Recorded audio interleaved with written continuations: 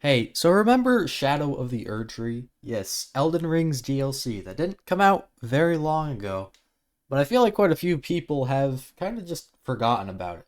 But hey, I mean, that's what really happens with most DLCs. So, I'm a little bit late on this whole topic, but I thought I'd go back and kind of look at the map, because when I was playing it, I realized that this map design, it might be peak, and I feel like it was kind of underappreciated. So today we are going to look at if Shadow of the Erdtree's map was, good, or if it was actually bad, and I just have bad eyesight. Oh, and just real quick before we begin, if at any point of this mindless slop you, for some reason, find yourself enjoying it, then consider subscribing and liking the video. It would help out a ton. And also, since Night Rain is right around the corner, if you want people to play with, then I have a Discord, and I'd like to get that going.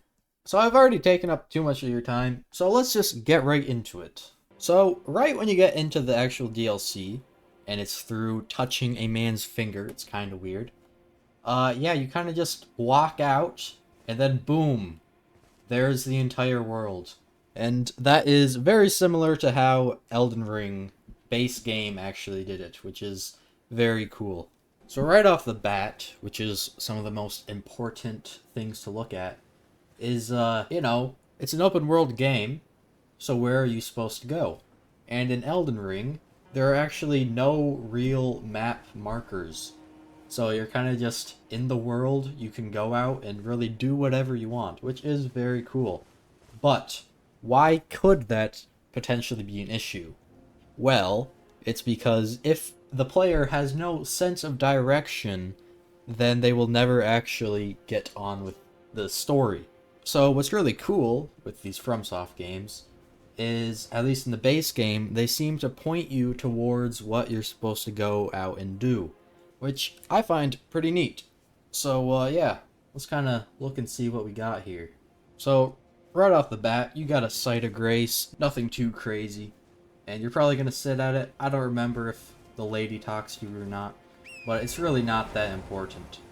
So one of the coolest things I think that the base game does, and it actually does it in the DLC as well, is it basically shows you your destination right when you get through the kind of opening door. So in the base game, you got Stormville Castle, and in this game, you have the what is it, the Dark Keep or something like that. Anyways, it's right up there. You can see it, and most players they will want to go to that. And yeah, that is basically where you are supposed to go. So that's already very cool. Now on the way to that said objective, you might come into these ruins, and I think there's like, a few items and they're nothing too crazy. So, let's just say you did. Oh, and hey, there's a map. Very cool. But, nothing too crazy, so you do find a road. Might travel down there. So, now you're on a base road. And, that's kind of important because quite a few players would follow said road unless they saw something out into the distance, which it would not really be a big issue if they did, for they could go there and then return to the road. But the road actually brings you to the destination, at least basically. The road brings you technically to the place that you are supposed to go, which turns out to not be that destination in the distance because it is actually very far away. But also, the road brings you to your first legacy dungeon, which, so you could technically skip it because it's Elden Ring, but it's very obvious that that is definitely a place to go. And the game also introduces you to these cross systems, which are kind of confusing, but you're supposed to kind of follow it. But it's not really a big issue. So anyways, let's say you did go through this very gigantic arch, or doorway, whatever you want to call it. And, you just go up this road. And, wow. Yep, that is definitely a dungeon, alright. Now, the top part is actually the end game. So you can't see that, it's covered in smoke. But yeah, you go in there and, beat up the boss. And at the end of it, It tells you, like, hey man, if you want to go higher up, yeah, you gotta burn the tree again, is basically what it is. So you gotta go to that tower now. That is an objective that the game literally tells you to go to. So that is now your next destination after you're done with this legacy dungeon.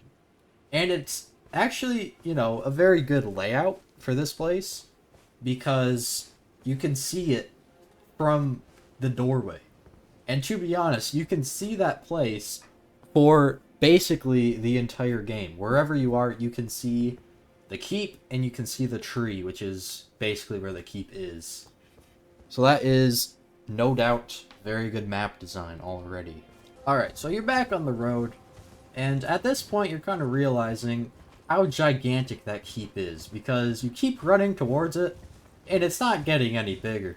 But the game just sets you up with another legacy dungeon right up here. Which, I mean, that's kind of crazy.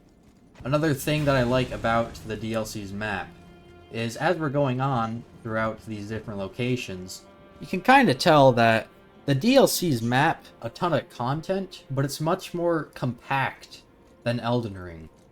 And you can kind of see this by the actual size of the map. This is the DLC, and this is the base game.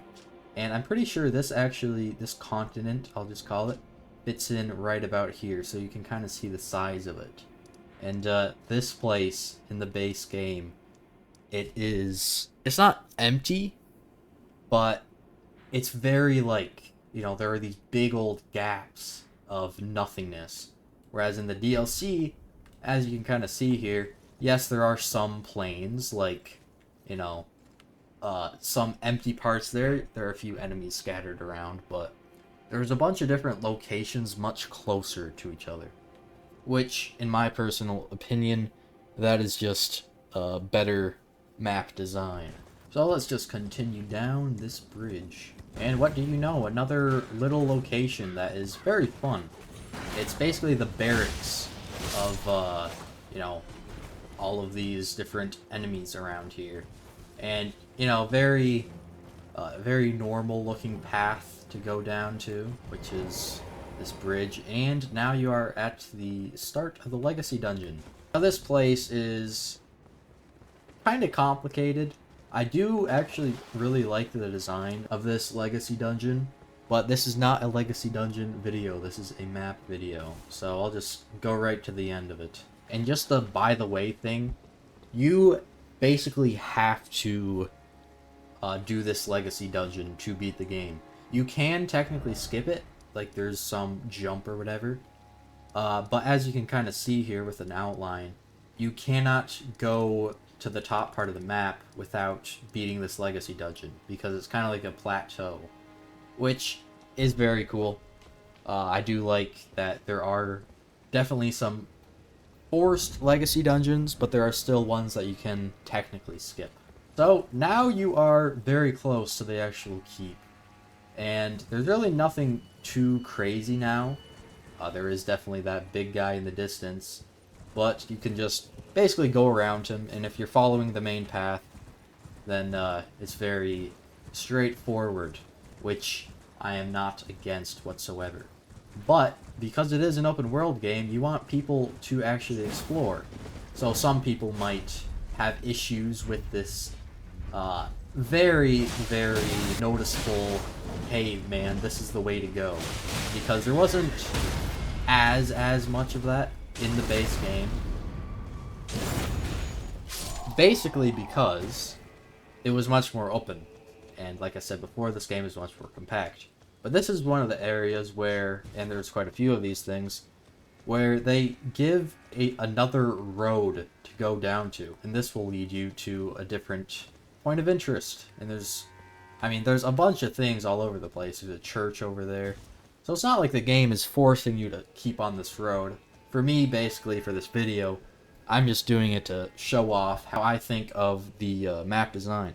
So yes, you can always just go down there, which I do like that they have set paths for that. Anyways, let's just keep going on through this road, and this will bring you right to the foot of the keep. And just like that, you are inside. Now, just a little recap of what all happened. We basically started the game, we saw this place, and the game set up a whole bunch of different challenges and optional challenges to get here. And you could basically always see this place for the entire time. So now you are finally here. You have reached your destination. But it's a FromSoft game, so of course there is always more. Straight away you will find a boss arena. Very difficult boss. And then there you can see the actual keep again. But this place is kind of interesting because you have to keep coming back here for different side quests. But there are so many different side paths and very difficult things. So let's just go to where you would end up after you beat the Legacy Dungeon. So here you are. You are in Mesmer's Chambers now. Quite an interesting design choice to have a bottomless pit in your chambers. Also a very open with a very low decor. Very interesting design choice. I won't question it too much. So after you beat the boss, you might be kind of confused because where do you go? In most of the previous bosses, there's some sort of exit. Whereas first Legacy Dungeon, which is where you would beat the Dancing Lion, you climb the stairs and there are thorns, so you cannot progress. It does tell you to go here, but you are now here and there's nowhere else to go. So this can be slightly confusing to the average player, which it definitely was a little bit confusing for me. But luckily, we have this grace and a giant line going this way. Now, that's just kind of a direction that it is telling us to go. You can actually see it on the map, which it is pointing down this way. So, you know, you kind of get the urge to explore more if you haven't found this place already. But I have, so let's just go there. Now, here you are. Grace is pointing this way. So, let's just continue following it. And, well, there you go. An entirely new zone. So, if you don't remember why there's a giant arrow, and if you don't try and find where that giant arrow is leading, then I don't think anyone can help you. But it's pretty straightforward, not too difficult, and yeah. Let's just go to the end of the bridge and see where to go next. And what do you know, another legacy-ish dungeon. Alright, so now we are up here. And well, you might recall something that I said before with the game kinda pointing you to your destination. Well, you walk out a big door of darkness, you come out to the scenery, and wabam! That's where you're supposed to go, alright? It's right up there. So you have a very good sense of direction. Also, this game is insanely pretty. But yes, you know exactly where you were supposed to go, so you might as well try and get there. And this is where I think the DLC kind of falls off a little bit with the whole exploration thing. Because this is kind of a legacy dungeon. Because, yeah, you can see quite a lot of the place, but you can't actually get to quite a lot of it. You kind of... It's very much a set direction. And there are some, like, shortcuts and some hidden places, but there's really not too much in this zone, which is slightly disappointing. Well, it's really not a gigantic deal. Like I said, it's kind of laid out as a legacy dungeon, so I won't really let that destroy my view of the world itself. So let's just teleport to the boss, which is the end area of this place. Now, something to bring up is, you know, that was the end goal, right up there. But we are not there, and this is the end of the zone. So what is happening? Well, what I find very, very cool, and I keep saying the word cool, but it is a very cool game, is when you saw this place from that entrance point, I'm just going to call it, you wanted to go there. Well, this is not there, but this is right in front of there. So when you're trying to get to that legacy dungeon, you actually manage to get to a different one, and you still achieve your goal of being able to get there because of this tree that used to be here. Yes, you burn the tree, and yeah, now you can get to that legacy dungeon, which, if you look on the map, you are very close to, and you've already been to the first half of it. So really, it can't paint it any clearer on where to go next, which is back to that first legacy dungeon. So yeah, back to the first boss that you probably beat. You can go back to that staircase that was blocked off in the beginning, and, well, it won't be blocked off anymore. You can actually progress. So yeah, here you are at the end of the game. And this is truly why I think the DLC is a very, very good map design. Because it brings you from the very start of the game to the very end of the game without any real map markers.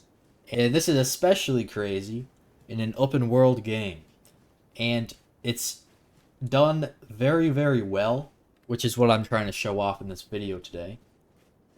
Because throughout my entire playthrough, I did not really have any issues getting to this point. Just because they lay out everything extremely well. Oh yeah, with all that being said, and you know, this is still my opinion, I think that the DLC map is extremely, extremely well done. Maybe even better than the base game. I won't bring up that topic though, because I do not want to get a bazillion dislikes.